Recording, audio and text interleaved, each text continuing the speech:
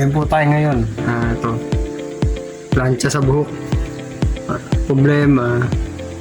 May power naman kaya nag-red lang siya, dapat kulay blue yan. Nag-blue siya pero nawawala agad. Mukhang sa switch to Wala siya nag-blue Bubuksan natin yung saksakan niya. Saksakan to.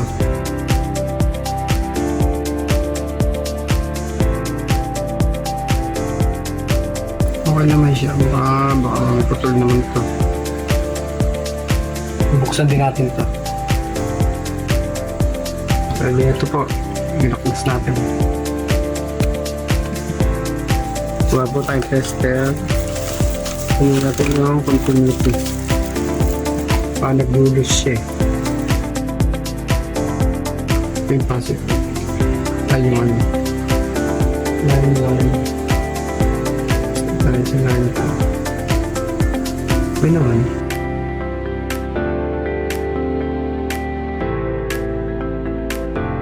Putulin na natin siguro ulit.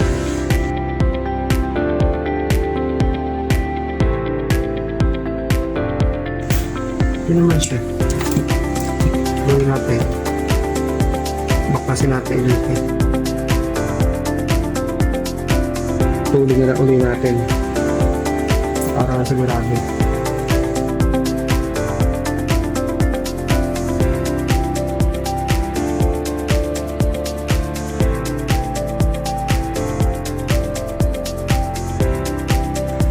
So ito, bali ito po, nakikabit na natin. Dapat tigpitan natin para sure hindi mag-iinit. Ayan, pasok pa natin para ma-testing natin yung ganyan.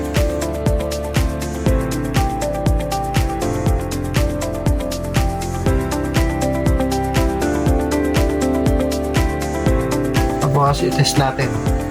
Sasaksak nyo lang dito. Test natin kung iilaw na siya, kung mag-blue.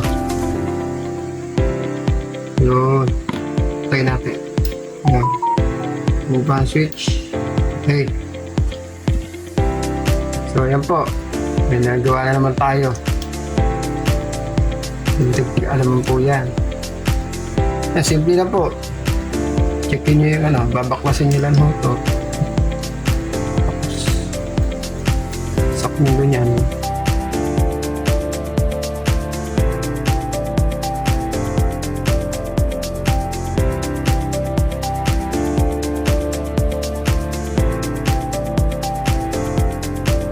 Sentro yung ganoon. Tapos takpa natin.